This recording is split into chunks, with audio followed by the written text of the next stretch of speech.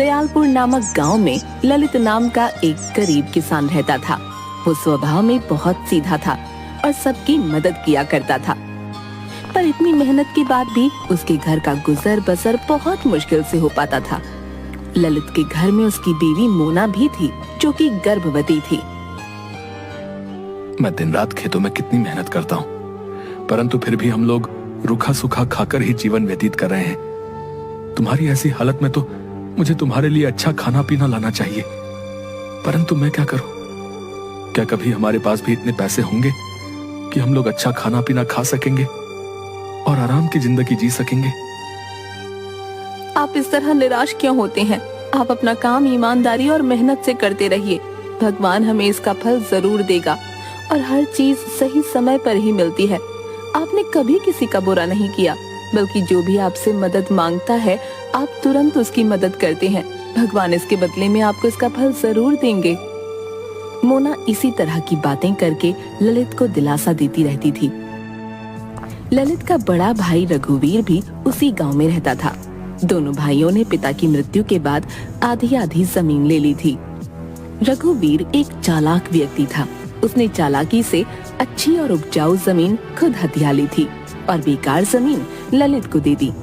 रघुवीर को अपनी जमीन की पैदावार से अच्छा मुनाफा होता था, पर वो कभी भी अपने छोटे भाई की मदद नहीं करता था।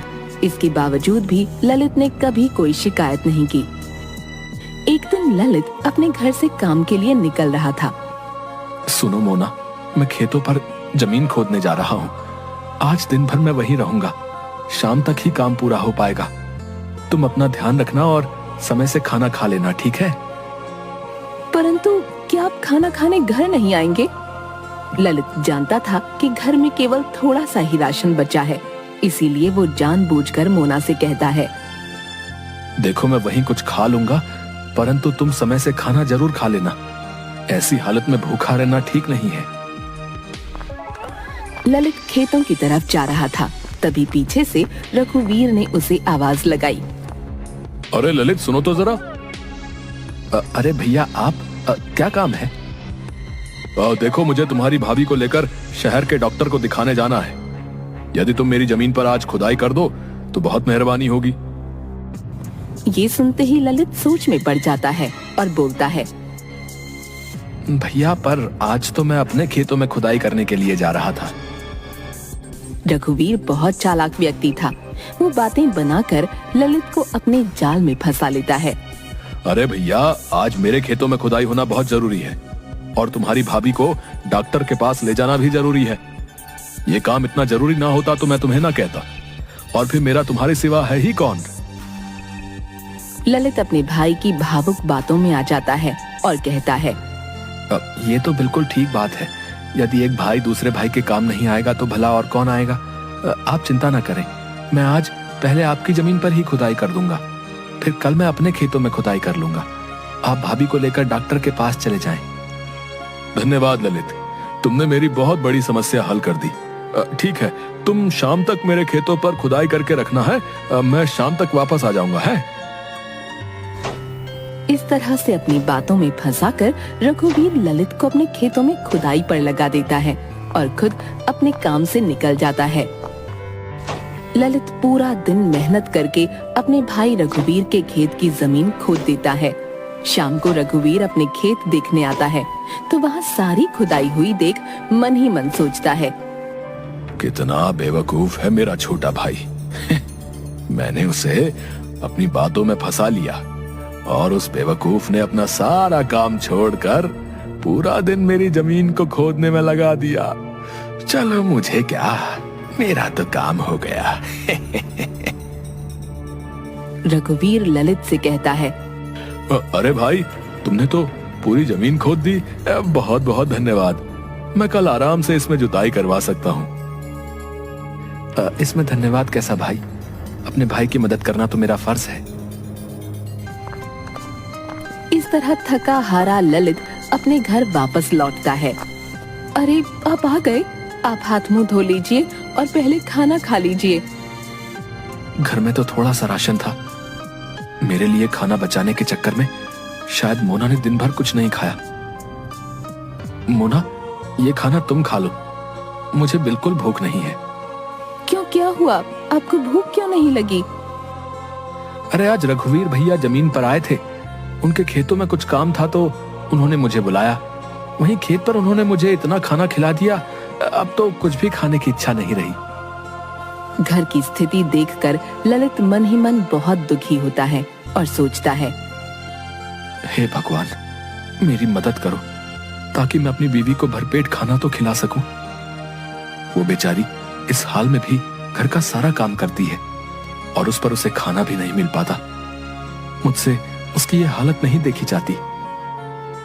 ये सोचते सोचते ललित सो जाता है।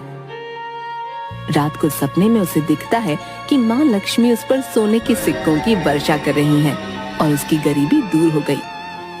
अगले दिन सुबह उठते ही वो अपनी पत्नी से कहता है, रात में मैंने एक सपना देखा कि माँ लक्ष्मी हम पर सोने के सिक्कों की वर्षा कर रही है और हमारी गरीबी दूर हो गई है।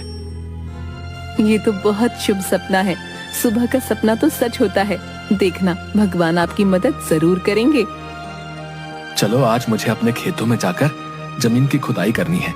शाम को आते समय मैं खाने का कुछ ना कुछ सामान लेता आऊंगा। ये कहकर ललित अपने खेतों पर चला जाता है और वहां जाकर खुदाई का काम शुरू करता है। खुदाई करते करते जमीन में उसे एक मटका दिखता है। अरे ये क्या है? लग रहा है जैसे कोई धातु का बड़ा सा मटका है। खोद कर देखता हूँ कि ये है क्या। ललित जैसे ही थोड़ी और खुदाई करता है, उसे एक बड़ा सा सोने का मटका दिखता है। मटका खोलने पर उसकी आंखें खुली की खुली रह गईं। उसमें सोने की 2 मोहरें पड़ी थीं। अरे ये क्या? इस मटके में तो सोने की 2 मोहरें पड़ी हैं। लगता है भगवान ने मेरी सुन ली। कल रात का सपना सच हो गया। मुझे सचमुच सोने की मोहरें मिल गई।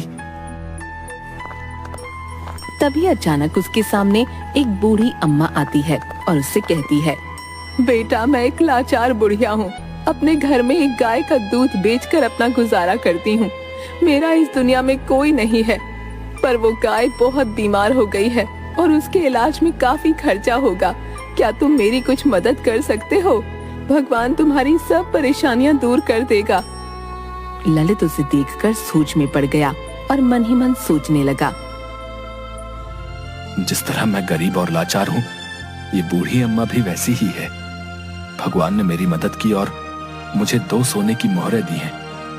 क्यों ना इसमें से एक सोने की मोहर मैं इस बूढ़ी अम्मा को दे दूं, जिससे इसकी भी परेशानी दूर हो जाए। बस यही सोचकर ललित एक सोने की मोहर उस बूढ़ी अम्मा को दे देता है। अम्मा, मेरे पास रुपए तो नहीं है, ये एक सोने की मोहर है। इसे बाजार में बेचकर आपको अच्छी खासी रकम मिल जाएगी, जिससे आप अपनी गाय का इलाज करा सकेंगे। बूढ़ी अम्मा हाथ में मोहर लेती है और ललित से कहती है, बेटा, तुम कितने अच्छे हो।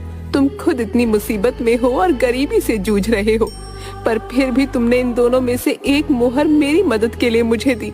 मेरा आशीर्वाद है कि तुम्हें कभी भी गरीबी का सामना नहीं करना पड़ेगा और तुम हमेशा खुश रहोगे। ललित उस मटके में एक सोने की मोहर को निकालकर उसे बाजार में बेचता है और अपने घर के लिए खाने पीने का सामान लेकर घर वापस आता है। मोना ललित को देखकर पूछती है, अरे, आप तो बहुत सारा राशन लेकर आ गए, ये मटका कैसा है? आज मुझे खुदाई में ये सोने का मटका और 2 मोहरें मिली। उसमें से एक मोहर मैंने बेच दी, उसी से बहुत सारे पैसे मिले हैं, तो मैं खाने पीने का सब सामान ले आया। ललित और मोना उस रात पेट भरकर खाना खाकर आराम से सो गए। तभी ललित को फिर से एक सपना दिखा।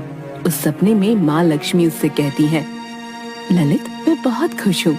तुमने इतना दुखी होते हुए भी एक जरूरतमंद बूढ़ी अम्मा की मदद की। तुम्हारे पास केवल 2 ही मोहरें थीं, जिसमें से तुमने एक उसे दे दी। मैं तुम्हें आशीर्वाद देती हूँ, जो घड़ा तुम अपने खेत से लाए हो वो एक जादुई सोने का घड़ा है। उसमें रोजाना सुबह एक सोने की मोहर आएगी, जिसे बेचकर तुम अपना घर चला सकोगे। उस जादुई घड़े में एक ही मोहर आएगी। तुम्हें अब जीवन भर गरीबी का सामना नहीं करना पड़ेगा। और अब से तुम्हारा जीवन सुखमय और खुशहाल हो जाएगा। ललित अचानक से उठ जाता है और सपने के बारे में सोचता है। एक दिन पहले वाले सपने में महालक्ष्मी ने मुझे सोने की मोहरें दी और वो सपना सच हुआ। लगता है रोज एक सोने की मोहर वाली बात भी सच होगी। महालक्ष्मी ने मुझ पर कृपा की और मुझे जादुई घड़ा दिया। अगले दिन सुबह उठते ही ललित जादुई घड़े में देखता है तो उसे वहाँ एक सोने की मोहर दिखती है। ये देखकर वो खुशी से नाचने लगता है और अपनी बीवी मोना को सारी बात बताता है। देखा, मैं ना कहती थी कि समय आने पर सब ठीक हो जाएगा।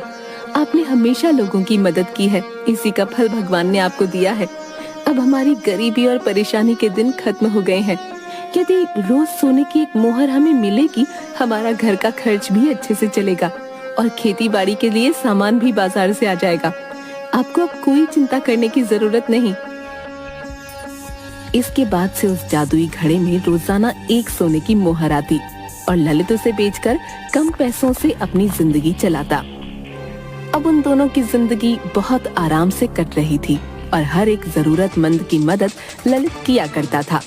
ललित के घर इस तरह पैसे आते देखकर रघुवीर सोच में पड़ जाता है कि आखिर इसके पास पैसा आ कहां से रहा है।